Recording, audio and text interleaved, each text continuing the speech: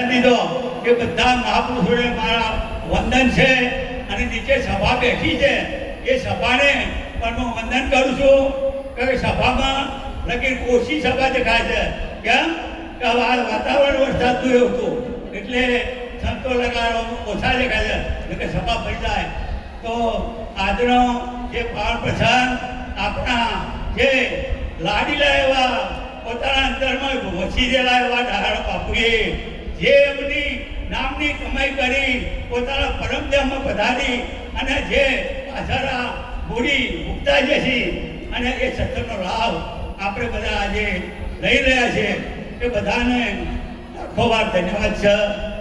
આજનો સમય અઢાર મુકામે આજે બધા સદનો રાખી સંતોને બોલાવી અરસ પરસ દર્શન કરાવવા એવા સંત માતા શ્રી મધુભાઈને પણ કોટી વાર વંદન કરું છું. એમના સુપુત્રને કેતન કુમારને પણ વંદન કરું છું. આટલી મોટી સભામાં આ સંત મેળાનું આયોજન કરવું એ તો કોઈ ભાગ્યશાળી કામ હોય. આ તો ભાગ્ય ભલો છે ઘેર સંત પધારી માટે આ જે નિરજ બાપુએ આપણને જે જ્ઞાન બતાવ્યું અને જ્ઞાનની જે જ્યોત પ્રગટ થઈ છે એ પ્રગટ નિધાન નામથી પ્રગટ થઈ અને આપણા જે ભોજરાવ મહારાજ સેવક રણછોડરાવ મહારાજ જ્યારે કરજણ તાલુકાની અંદર આ પ્રગટ હતી એવા સમયે માણસના મહારાજ આપણા જે હતા એ તો નોકરી કરતા હતા અને એમાં આમને આ ચોટ લાગી ગઈ અને એમાં પ્રગટ કરી દીધી આપણા પુરુષોત્તમ બાપુએ.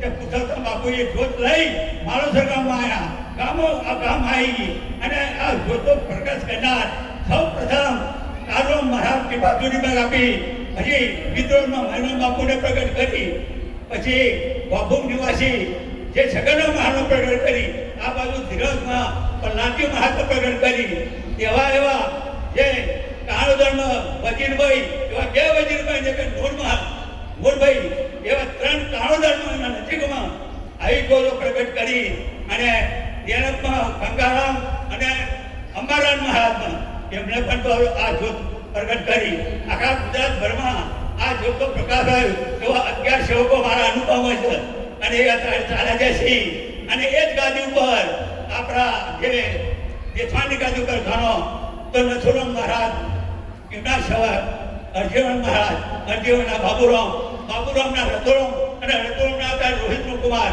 આ બાજુ જોવો તો પુરુષોત્તમ મહારાજની ગાદી ઉપર જે કરુરામ પછી અમરીરામ લાલતીરામ સગનરામ પછી આ બધા જે ભાઈએ એમની જોત કરાર કરી અને હાલ કરી તો જુઓ તમે તો કેટલો આ નામનો મહિમા ચાલ્યો છે અને એ નામનો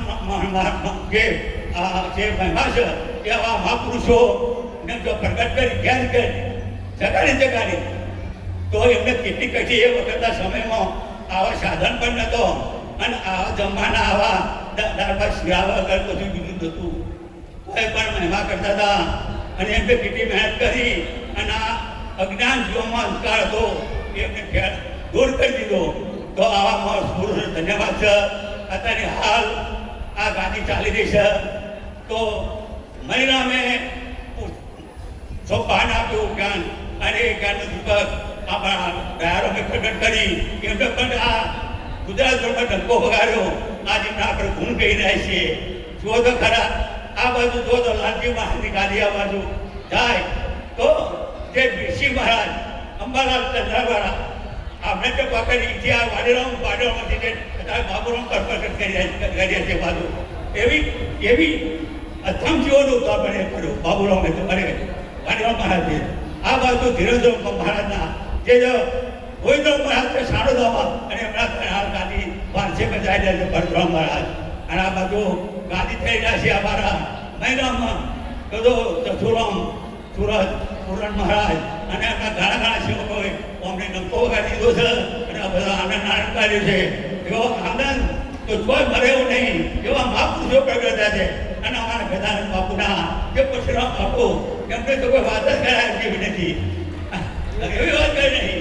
અને હાલ જે ગાદી પર ચલાવી રહ્યા છે પુરુષોત્તમની આપણા બાબુરામ મહારાજ એ પણ એક મહાપુરુષ અત્યારે ગાદીનું સ્થાન સાચવી રહ્યા છે કે સમય સત્તાને સ્થાન રાખો એનું ભાન તો ધરાય આપણું જ્ઞાન.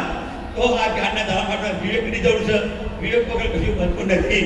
તો આ મહાપુરુષો અત્યારે ભૂતકાળ નથી, અત્યારે વર્તમાનના તમે જાણો તો અમારા પુરણ મહારાજ, બાબુરાવ મહારાજ, આ બાજુ ગણો તો પરશુરામ બાપુ, બાબુરાવ મહારાજ, આવા જે સુરતના ચંપુરામ, તો આવા બધા ઘણા પુરુષો છે. બધા નામ લેવા જવું તો હું ભૂલે જવું અને બીજું ભૂલી જવું. એટલે બહુ આનંદ છે. એટલે કહ્યું સંતોએ એક આનંદમાં છે,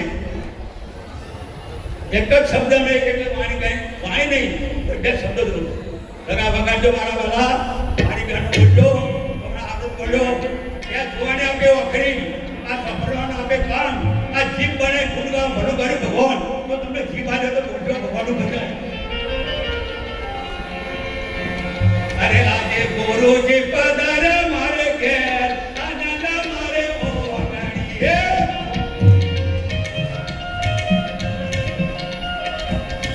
અરે મારા ગુરુજી પધારે મારા ઘેર, આનંદ મારે ઓગણીએ.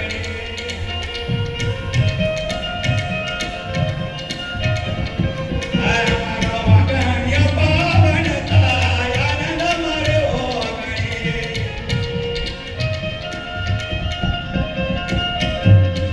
અરે મારા હે હરકના આનંદ મારે ઓગણીએ.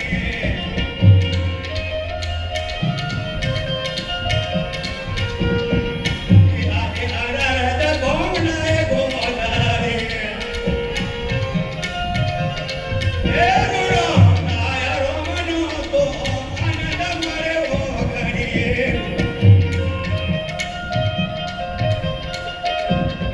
અરે ગુરુ ભગવાનો તો આનંદ મારે ઓગણીએ.